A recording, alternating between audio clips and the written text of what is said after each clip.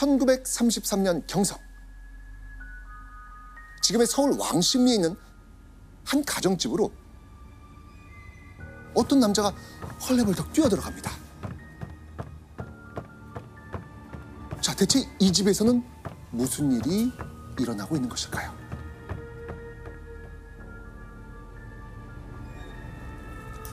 조금 전 집 안으로 다급하게 뛰어들어간 남자의 정체. 자, 누구인지 한번 보겠습니다.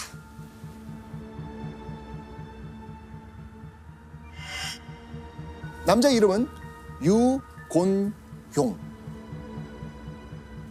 자, 이 남자는요, 당시 황해도 해주에서 가장 큰 한약국 구명당을 운영하던 사람이었습니다.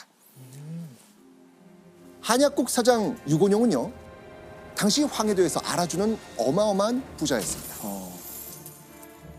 구명당표 한약이 엄청 좋다고 소문나면서 큰 돈을 법니다. 자, 그리고요, 유곤용의 할아버지도요, 황해도에서 약재를 팔아가지고 아주 큰 돈을 번 장사꾼이었습니다. 아, 집안으로 내려오는. 그렇죠, 맞습니다. 그래서 유곤용의 집안에는요, 한때 수십만 원대의 재산이 있었다고 합니다. 수십만 원? 수억. 요즘 돈으로 치면요, 수백억의 재산을 가진 부자라고 할 수 있습니다. 와. 그런데요, 유곤용에게는 한 가지 풀리지 않는 고민이 있었습니다. 10여 년 전부터 알게 모르게 집안의 재산이 줄어들고 있었던 겁니다. 오. 줄어든다고요? 그 많은 돈이? 네. 그리고 어느 날부터는 유곤용의 할아버지가 가지고 있던 땅까지 수시로 팔기 시작합니다. 심지어 더 이상 팔 땅이 없자 할아버지는요, 빚까지 지고 맙니다. 근데 그렇게 돈이 많았는데 그러니까요. 어쩐 일이죠? 주색에 빠진 것도 아닙니다. 도박을 한 것도 아닙니다. 대체 무슨 일이 벌어지고 있는 걸까요? 그러던 어느 날 유곤용은요, 집안의 재산이 조금씩 줄어드는 이유, 할아버지가 빚까지 지게 된 이유, 그 충격적 이유를 알게 됩니다. 알게 돼요? 그게 뭐예요? 유곤용의 할아버지가 임종하기 직전 손자 유곤용을 불러 아주 오랜 시간 지켜온 엄청난 비밀 하나를 털어놓았기 때문입니다. 유곤용이 헐레벌떡 집으로 달려온 이유도 바로 할아버지가 위독했기 때문이었죠.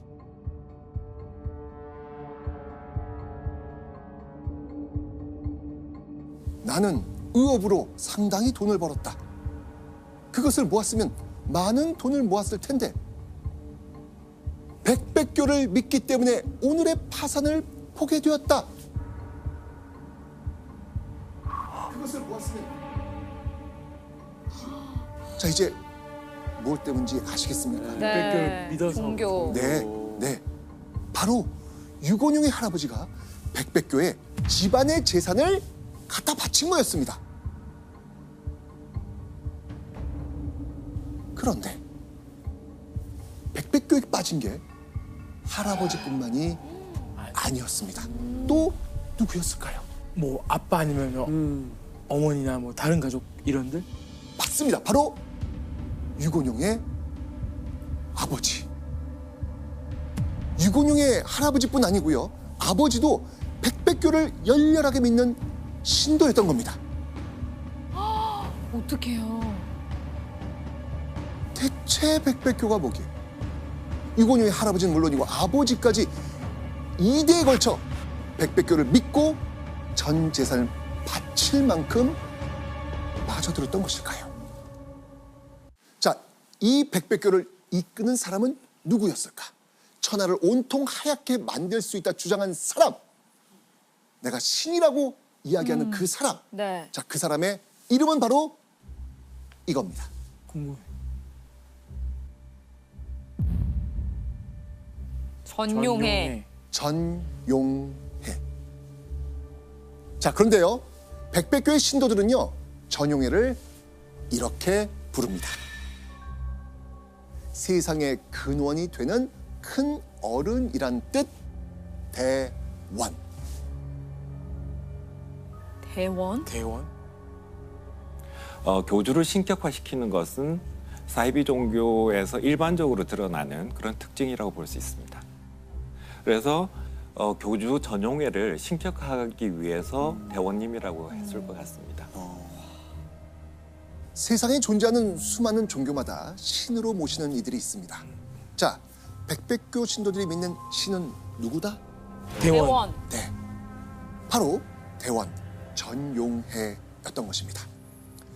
전성기 때 이 전용해가 모은 백백교 신도 수 얼마쯤 될 것 같아요? 지금 한 100, 100, 200? 200이요? 놀랍게도 8만 천여 명. 8만 천명이요? 천여명이요? 8만? 1930년대 국내에 거주하고 있는 한국인 수가 약 2천만 명 정도였거든요. 그중 8만 천여 명이 백백교를 믿는다? 와, 이건 당시로서는요 정말 어마어마한 신도를 모았던 거예요. 근데 뭐 그 당시에 뭐 네트워크도 자체도 그렇게 막 많이 없고 한데도 그 8만이 뭐였나? 진짜 많네요. 자, 그렇다면 사이비 종교 백백교의 시작은 온전히 전용회로부터 시작되었을까요? 아닙니다. 백백교의 출발이 된 종교가 하나 있었습니다. 자, 그 백백교의 출발 어떤 종교였을까요? 이겁니다.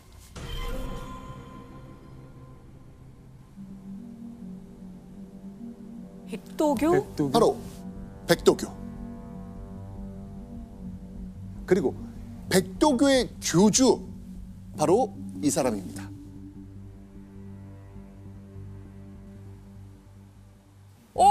전씨다. 이거 뭐 형제나 가족이죠. 아버지나. 아버지와 아들? 맞습니다. 이 백백교의 시작은요 전용해의 아버지로부터 비롯된 거였습니다. 즉 아버지 전정훈의 가업을 물려받아 아들 전용해가 백백교라는 종교를 만들었던 겁니다. 자, 그렇다면 전용해의 아버지 전정훈은 대체 왜 백도교라는 종교를 만들었을까요? 이유가 있습니다. 전정훈이 어떤 종교의 어마어마한 위세를 직접 목격했거든요. 여러분도 이미 알고 있는 익숙한 종교입니다. 바로 동학. 동학. 동학. 동학농민혁명의 큰 구심점이 됐던 민족 종교지요. 원래 전정훈도 동학의 신도 중 한 명이었습니다. 그런데 전정훈은요, 이 동학의 위세가 날로 커지는 걸 보면서 이런 생각을 합니다.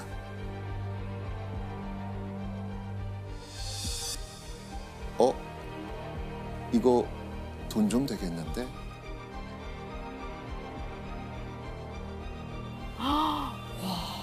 동학을 보고?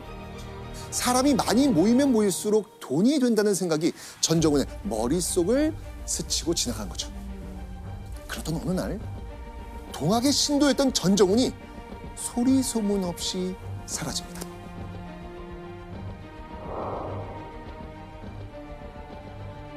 그로부터 3년의 시간이 지난 1899년경 사라졌던 전정훈이 다시 나타납니다. 그리고는 사람들 앞에 나타나서 이렇게 말하죠.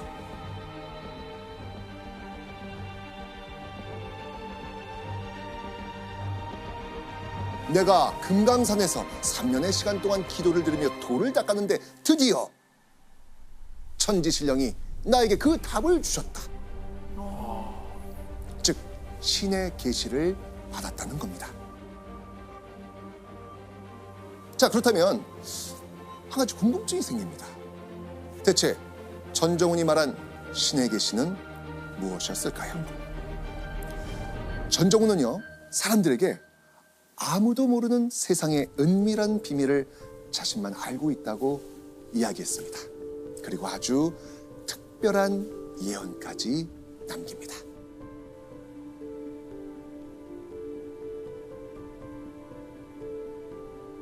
얼마 지나지 않아 천재지변이 일어나 전 인류가 멸망하게 된다.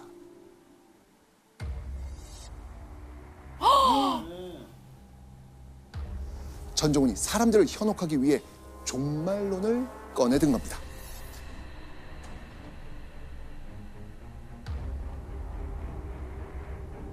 전종훈이 펼친 종말론은요, 당시 사람들이 혹할 수밖에 없는 주제였습니다. 왜냐하면 당시 조선 말기에는 해마다 기근과 홍수가 거듭되고 있었거든요. 게다가 1910년에 경술국치 일제에 의해 대한제국의 국권을 상실하게 됐습니다. 이런 최악의 상황에서 세상에 종말이 올 수도 있다는 이야기까지 들리니까 얼마나 무서웠겠습니까? 전종훈은 공포에 떠는 사람들에게 이렇게 말합니다. 세상에 종말이 왔을 때 구원받을 방법이 있다. 내가 이끄는 종교, 백도교를 믿으면 살아남을 수 있다. 와, 이거 지금하고 되게 똑같은. 그렇죠. 자, 그렇게 이 전종훈의 말솜씨에 빠져든 추종자들은요, 기하급수적으로 늘어갑니다. 진짜? 마침내 전종훈은요, 1912년 종교의 이름을 백도교라고 짓고요, 정식으로 교주가 됩니다.